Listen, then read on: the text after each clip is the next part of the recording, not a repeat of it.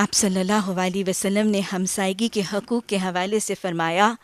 کہ تم میں سے جو شخص اس بات کی خواہش اور شوق رکھتا ہے، تم میں سے جو شخص اس بات کی خواہش اور شوق رکھتا ہے کہ اللہ اور اللہ کے رسول صلی اللہ علیہ وسلم اس سے محبت کریں، تو اسے چاہیے کہ 3 باتوں کا اہتمام کرے۔ اسے چاہیے کہ 3 باتوں کا اہتمام کرے۔ سب سے پہلی بات، جب بات کرے تو سچ بولے، جب وعدہ کرے تو پورا کرے، اور اپنے ہمسائے کے حقوق کو ادا کرے۔ تو گویا یہ 3 تاکید آپ نے فرمائی اللہ اور اللہ کے رسول صلی اللہ علیہ وسلم کے محبوب بننے کے لیے۔ اللہم اجعلنا منہم، اللہ ہمیں انہی خوش نصیبوں میں سے بنا دے۔ ہمسائے کے حقوق کیا ہیں؟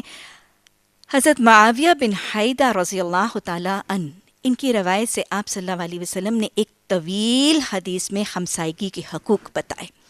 اور بہت ہی خوبصورت اور بہت ہی جامع ہیں یہ حقوق۔ اگر آپ اس پورے سیشن میں سے اور کچھ بھی یاد رکھنا آپ کے لیے ممکن نہ ہو تو کم از کم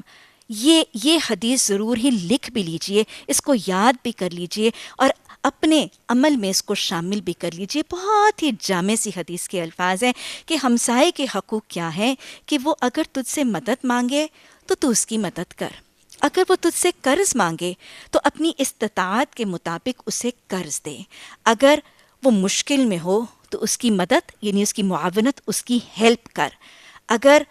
اگر وہ کوئی برا کام کرے یعنی کوئی عیب تجھے پتہ چلے، یا اگر وہ کوئی برا کام کرے تو اس کے عیب پر پردہ ڈال دے۔ اور یاد رکھیے گا یہ بھی بہت ہی اہم ہے، بس اوقات ہمسائیگی ہی کے حوالے سے معاملات پتہ چلتے ہیں اور پورے محلے اور پوری بستی میں اس کی تشہیر کر دی جاتی۔ یاد رکھیے گا حدیث کے الفاظ ہے کہ آپ صلی اللہ علیہ وسلم نے فرمایا، جو شخص کسی کے عیبوں کے درپے ہو جاتا ہے پھر اللہ اس کے عیبوں کے درپے ہو جاتا ہے، یہاں تک کہ اس کو اس کے گھر میں بھی ذلیل اور رسوا کر دیتا ہے۔ تو چوتھا حق آپ نے بتایا کہ اگر وہ کوئی برا کام کرے تو اس کی پردہ پوشی کر، اگر اس کو کوئی خوشی ملے تو اس کو مبارک دے۔ دکھ سکھ خوشی غمی سب میں شامل ہونے کی تاکید اور طریقہ سکھایا جا رہا ہے نا۔ اگر وہ بیمار ہو تو اس کی عیادت کر، اور اگر وہ فوت ہو جائے تو اس کے جنازے میں ساتھ شامل ہو۔ یہ وہ ہے نا جو مومن کی دوسرے مومن پر حق بھی ہیں۔ اور پھر آپ صلی اللہ علیہ وسلم نے ایک اور بہت ہی ایفیکٹو اور پریکٹیکل سا نسخہ ایک اور بھی بتایا۔ آپ صلی اللہ علیہ وسلم نے اگلا حق کیا بتایا کہ اس کی عمارت کے مقابلے میں اپنی عمارت اونچی نہ کر، ایسا نہ ہو کہ تیری عمارت کے ساتھ اس کی ہوا اور روشنی رک جائے۔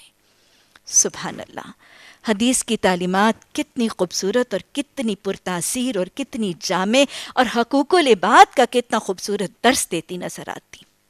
آج ہماری لوکیلٹیز میں، ہماری کچھ کالونیز کے بائی لاز کے اندر یہ طریقے جو ہیں مقرر کر دیے جاتے ہیں کہ ڈسٹنس کتنا ہوگا اور ہائٹ کتنی ہوگی،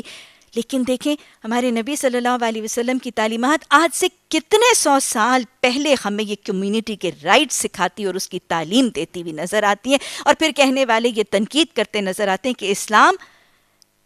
اسلام ایک آبسلیٹ دین ہے، ایک بیکورڈ دین ہے، انتہائی ماڈرن اور انتہائی ٹرینڈی تعلیمات ہے میرے دین کی اور میرے نبی صلی اللہ علیہ وسلم کی حدیث کی تعلیمات کی۔ آپ صلی اللہ علیہ وسلم نے فرمایا، اس کی عمارت کے مقابلے میں اپنی عمارت اونچی نہ کر، ایسا نہ ہو کہ تیری عمارت سے اس کی ہوا اور روشنی رک جائے۔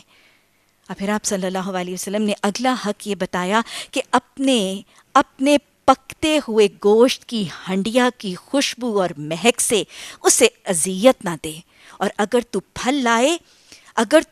لائے تو یا تو ہدیتاً اس کو کچھ پھل بھیج دے، ورنہ اپنے پھل کے چھلکے باہر نہ پھینک، کہیں ایسا نہ ہو کہ اس کے بچے کا دل دکھ جائے۔ کتنا پریکٹیکل، کتنا سینسٹیو اور کتنی حساسیت سکھانے والا اور کتنی خوبصورت جامع تربیت کرنے والا ہے یہ میرا دین۔ آج ہم دیکھیں تو بس اوقات وہ صاحب مال طبقہ، ان کے بچے آج گلیوں میں کوچوں میں باہر کھڑے ہو کر